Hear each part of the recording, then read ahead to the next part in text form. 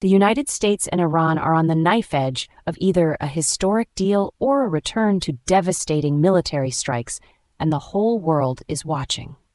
President Trump paused his Navy's Project Freedom operation in the Strait of Hormuz this week as ceasefire talks accelerated, only to warn on Truth Social that if no deal is reached, the bombing starts, and it will be at a much higher level and intensity than it was before.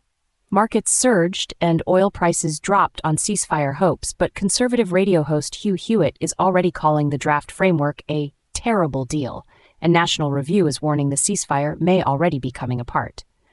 Joining me now are Marcus Webb, our defense and security analyst, and Sophia Reeves, our economics and markets editor. Marcus, let me start with you. Is Trump genuinely winning here, or is he about to snatch defeat from the jaws of victory? Thanks, Emma. Let me be direct. What Trump has done in the Strait of Hormuz is something no American president has had the spine to do in a generation. He put the Navy in the water, he applied real military pressure, and he got Iranian officials to the table. That is not chaos. That is leverage. The foreign policy establishment spent 45 years managing Iran's aggression through diplomatic niceties and sanctions relief. And what did we get? A nuclear program 90% of the way to weapons-grade material, and proxy armies from Beirut to Sana'a. What we have now is a fundamentally different dynamic, one where Iran actually has to calculate the cost of non-compliance. But here's where I get nervous. Hugh Hewitt, who is no alarmist and who literally had Trump on his show days ago, is calling this a terrible deal. National Review is reporting the ceasefire may already be breaking down. The risk is that market pressure and media cheerleading push the administration into accepting a cosmetic agreement, something that looks like victory but leaves Iran's enrichment capacity intact. Ben Shapiro has said it clearly.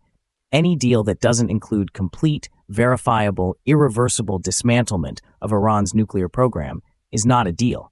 It's a permission slip. But Marcus, devil's advocate, isn't some deal better than no deal? Markets moved significantly on this news. Oil prices dropped. Global supply chains are breathing again. Isn't there a real economic case for accepting an imperfect agreement rather than risking a full-scale conflict that could spike oil to $150 a barrel? And Sophia, what's your take on this? Well, look, I understand Marcus's concerns, but here's what I think he's missing in the short term. The Strait of Hormuz carries 20% of the world's oil supply, 17 million barrels a day. Every day that shipping lane is contested, you're injecting volatility into every economy on the planet.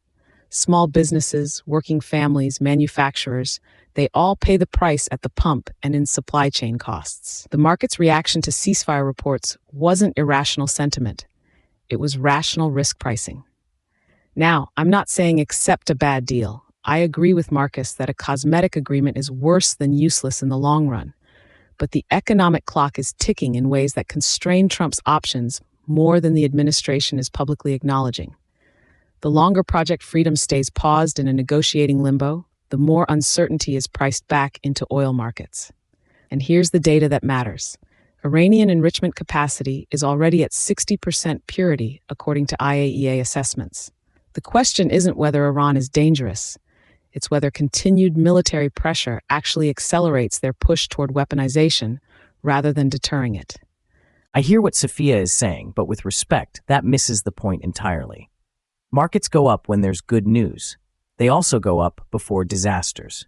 The market rallied on the JCPOA signing in 2015, and that deal collapsed within 3 years while Iran used the sanctions relief to fund Hezbollah and the Houthis. We have been here before. The economic argument for a quick deal is exactly the pressure that produces bad deals. And I'll say something uncomfortable. The people who are most relieved right now, the institutional investors, the legacy media, the foreign policy blob, they are the same people who cheered the Obama deal as a masterpiece of diplomacy. Their relief should make us more suspicious, not less. Iran has 60% enriched uranium and the capability to reach weapons grade in weeks. You do not solve that problem with a framework document. You solve it with verification mechanisms that have actual teeth. Or you don't solve it at all. Here's what I want to know, because this affects everyone watching right now. If talks collapse in the next 48 hours, what actually happens? Are we looking at a full-scale military campaign, an oil crisis, or something else entirely? Sophia, where do you see this going? The way I see this playing out, there are really three tracks. If a deal lands, even an imperfect one, oil markets stabilize, regional shipping resumes, and the economic pressure dissipates in the short term. But if the ceasefire framework falls apart, which National Review is suggesting may already be happening, you're looking at an oil price spike that could hit 120, possibly higher, within days. And that has immediate downstream effects: inflation, interest rate pressure, consumer confidence. The trajectory I'm most worried about isn't a dramatic military escalation. It's a slow unraveling, skirmishes, shipping disruptions, creeping uncertainty that doesn't make headlines but bleeds the global economy quietly. That's actually the worst market outcome because it's not priceable. Here's what concerns me most, and I want to be very specific about this. The National Review piece titled "The Ceasefire with Iran is Coming Apart" is not speculation. It's reporting that initial skirmishes that presage a return to combat operations may have already begun. If that's accurate, then we're not debating the merits of a deal. We're already back in a conflict. Trump has promised bombing at a much higher level and intensity. If the administration follows through, the question becomes whether they have the strategic patience to see it to genuine Iranian capitulation, or whether they accept a face-saving pause when the media pressure becomes unbearable. And what history tells us, consistently, is that half measures in that region don't produce half outcomes. They produce delayed catastrophes that are harder to contain the second time around. Marcus Webb, Sophia Reeves, genuinely outstanding analysis from both of you tonight. One thing's certain, somewhere in Tehran, someone is staring at Trump's Truth Social feed and wondering if this is the American president who finally means it.